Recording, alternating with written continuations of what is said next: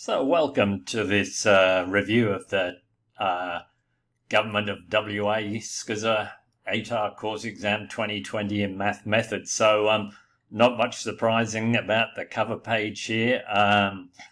The same old. We've got 5 minutes of reading time and 50 minutes of working time on this calculator free section. We've got the standard items, the most important probably being that we've got the formula sheet that SCSA provide us, and of course the kids have got to check that you haven't got anything else like a calculator before you go any further. So over on the second page we've got the breakdown of this section, 7 questions. We've got to answer all 7, and it's 35% of the exam, the 51 marks. Probably on this page the most important thing to read is do not use erasable or gel pens. I think that's because the scanning process, when the booklets are scanned for the markers, the heat can actually make that kind of ink disappear.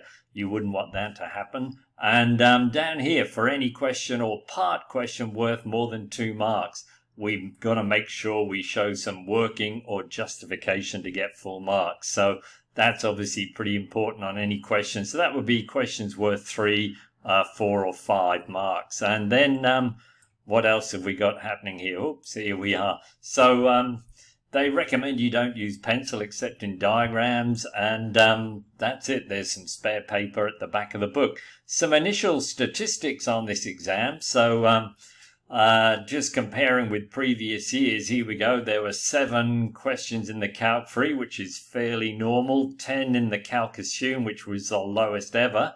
The total number of questions was the lowest ever, 17. The marks pretty similar in the Calculator Free and Calculator Assume section. So the lowest total that we've ever had, 148.